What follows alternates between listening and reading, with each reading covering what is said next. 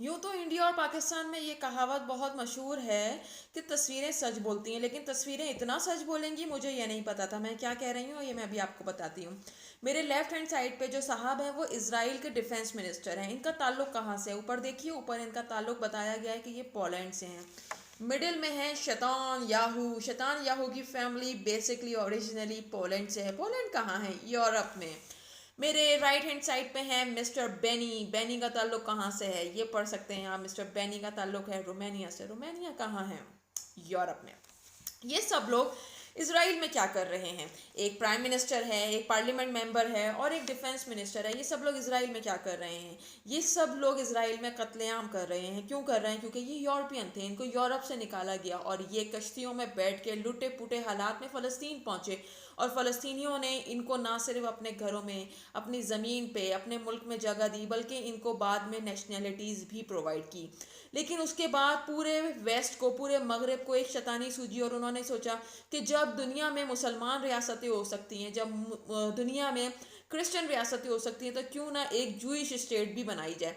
Jewish state बनाने का दिमाग में क्यों आया? वो इसलिए कि अगर इनकी एक रियासत होगी, अगर हम इसको एक जगह पर डाइवर्ट कर देंगे तो ये प्रॉब्लम, ये शिट, ये डस्टबिन, ये पॉटी कभी वापस उठ के यूरोप नहीं आएगी। ये डस्टबिन, ये पॉटी कभी यूके वापस नहीं आएगी, अमेरिका वापस नहीं आएगी। उसके लिए इन्होंने क्या किया? बेशबहा फंडिंग की। बड़े बड़े brands, McDonald's, Chanel, Gucci, BMW, H&M, Zara वगैरह वगैरह इनको फंड करते हैं अपने हार्ड अर्न रेवेन्यू में से। इसके अलावा ये कि सिर्फ पैसों से, यानी कि डॉलर से, यानी कि यूरो से इनकी मदद नहीं की जाती, बल्कि इनको हैवी इक्विप्ड मशीनरी भी फराहम की जाती है। किसके अगेंस्ट? आप सोचें कि एक निहत्थे फ़लस्तीनी के पास अपने लिए लड़ने के लिए सिर्फ पत्थर है। और अभी इसराइल की जेल से जो बच्चे आज़ाद, जो औरतें और जर्नलिस्ट वगैरह आज़ाद होके आ रहे हैं, उन पे ज़्यादातर केसेस भी यही हैं कि ये हमारे फ़ौजी को पत्थर मार रहे थे। जनाबे वाला उस फ़ौजी को पत्थर मार रहे थे जो कि ऑटोमेटिक राइफल के साथ खड़ा है। ओके, आगे बढ़ते हैं।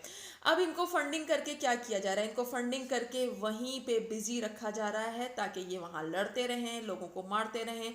एक शख्स पोलैंड से गया, एक शख्स रशिया से, यूक्रेन से, यूके से, अमेरिका से, कनाडा से, ऑस्ट्रेलिया से गया है। उसको वहाँ जॉब करनी चाहिए, उसको वहाँ एजुकेशन हासिल करनी चाहिए, जैसे कि हम सब किसी भी मुल्क में जाके करते हैं और उसके बाद हमें रेजिडेंसी मिलती है, उसके बाद हम वहाँ के नेशनल भी हो जाते हैं। लेकिन ये ऐसा नहीं कर रहे। कोई इनमें रोमानिया का रेजिडेंट नेशनल है, कोई इसमें यूएस का नेशनल है, कोई इसमें जर्मनी का नेशनल है, कोई इसमें कैनेडियन नेशनल है और उसके साथ साथ ये इसराइल के भी नेशनल हैं। जबकि हम, कोई इंडिया का नेशनल है, कोई पाकिस्तान का नेशनल है और उसके साथ साथ वो कोई किसी यूरोपियन कंट्री का भी नेशनल है या वो किसी अमेरिकन कंट्री, अमेरिका का नेशनल है।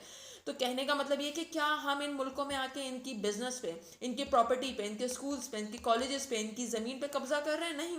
हम या तो फैमिली रियूनियन वीज़े के तहत आते हैं, या हम स्टूडेंट वीज़ा के तहत आते हैं, या हम वर्क वीज़ा के तहत आते हैं, या इसके अलावा और दूसरे रीजंस हो सकते हैं कुछ लोगों के।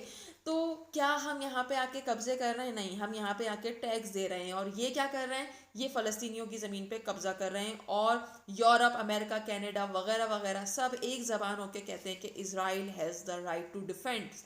Right to defence from home? जिनके पास वेपन तक नहीं है अपने लिए लड़ने के लिए। और right to defence from the people, जिनकी ज़मीन पे, जिनके घरों पे, जिनके बिजनेसेस पे कब्जा हो रहा है। यानी कि फ़लस्तीनियों को अपनी ही ज़मीन पे चलने की इजाज़त नहीं है। जहाँ पे इजरायली रहते हैं, जहाँ पे इजरायली सेटलर्स रहते हैं, जिन्होंने फ़लस्तीनियों को उनके घरों से निकाला है, वहाँ फ़लस्तीनियों को उस रोड पे, उस फुटपाथ पे चलने की भी इजाज़त नहीं है। ये है इनकी हकीकत। ये है यूरोपियन शिट जो यूरोप ने, अमेरिका ने, कनाडा ने अपने मुल्क से उठा के फ़लस्तीन भेजी है। और वहाँ पे अब फ़लस्तीनी बच्चों की, औरतों की, आदमियों की, लड़कों की, लड़कियों की, डॉक्टर्स की, जर्नलिस्ट की, पोइट्स की, राइटर्स की नस्ल खुशी की जा रही है। इसलिए फ़लस्तीन के लिए आवाज़ उठाइए, वीडियो को शेयर कीजिए, वॉच कीजिए। जो लोग मेरी वीडियोस पे डायमंड्स गिफ्ट करते हैं, उसकी जो भी मॉनेटरी वैल्यू है उसको हम गज़ा की, फ़लस्तीन की उन चैरिटीज़ में भेजेंगे जो बच्चों की फूड, शेल्टर, एजुकेशन वगैरह के लिए काम करते हैं। बहुत